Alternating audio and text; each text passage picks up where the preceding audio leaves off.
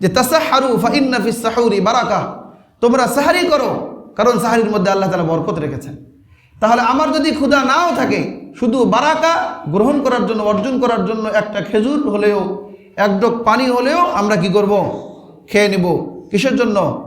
বরকতের জন্য। আমি বরকত চাই, আমার ক্ষুধা থাকার না থাক। অন্য হাদিসের মধ্যে নবীজি বলেছেন, ইবনে হিব্বান থেকে এসেছে, ইন্নাল্লাহা ওয়া মালাইকাতাহু ইউসাল্লুনা আলাল মুতাসাহহিরিন, যে আল্লাহ তাআলা এবং ফেরেশতা, তো আল্লাহ তাআলা রহমত বর্ষণ করেন, ফেরেশতারা মুতাসাহির অর্থাৎ সাহারিকারীদের জন্য ক্ষমা প্রার্থনা করেন। সুবহানাল্লাহ। তো সাহারির সম্পর্কে এর ফজিলত বর্ণিত হয়েছে। তবে সাহারি করার ক্ষেত্রে যেটা লক্ষণীয়, যে রাত্রির একদম শেষ ভাগে করাটা উত্তম, আর মধ্যরাতে আগের রাতে করলেও হয়ে যাবে। এখন শেষ রাতে কতক্ষণ পর্যন্ত? যে সুবহে সাদেকের আগ পর্যন্ত। অনেকেই বলেন যে আজান যদি মুয়াজ্জিন সাহেব দিতে থাকে আর আপনার সামনে খাবার উপস্থিত, তাহলে আপনি খাবার বাদ দিবেন না, খাবার খাইতে থাকবেন। বলেন এই ফতোয়া কি ঠিক আছে?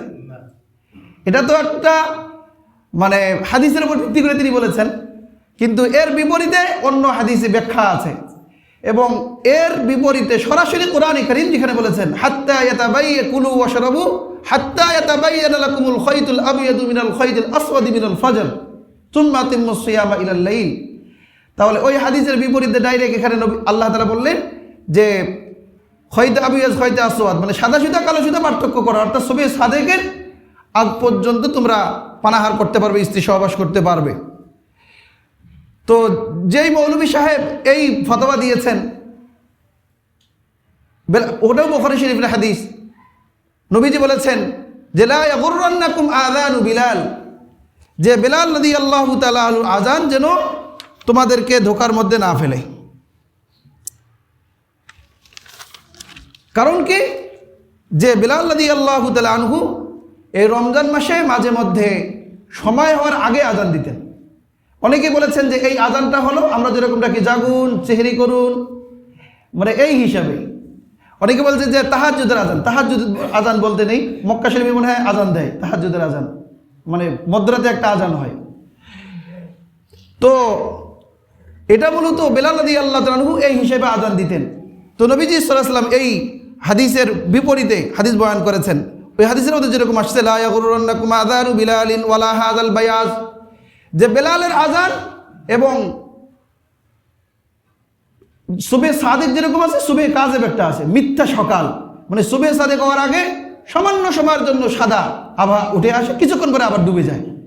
নবীজি বলছেন যে এই মিথ্যা সকাল এটাও যেন তোমাদের মধ্যে ধোকার মধ্যে না ফেলে, তোমরা খাইতে থাকবে হাত্তা ইয়ানফাজিরাল ফজরু, যতক্ষণ পর্যন্ত ফজর উদিত না হয়।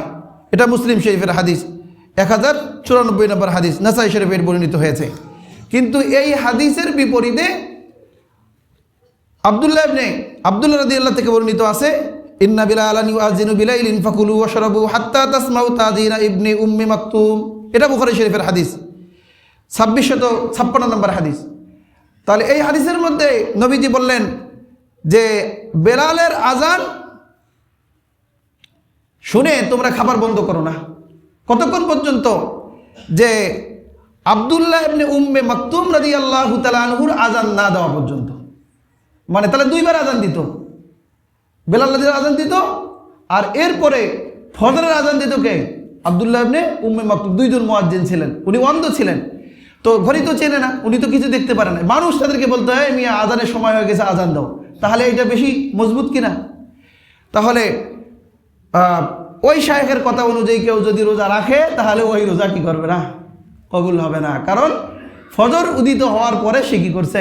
পানাহার করেছে। হ্যাঁ, কেউ যদি ভুলে এই কাজ করে, মনে করছে যে এখনো কি সুবহে সাদেক হয় নাই, খেয়ে ফেলছে, পরবর্তী জানতে পারলো যে হাই এটা সুবহে সাদেকের পরে খাবার হয়ে গেছে, তাহলে সে রোজাদারের মতো রোজা পালন করবে, কিন্তু এটা কি করবে? কাজা দিয়ে দিবে, কাফারা আদায় করতে হবে না।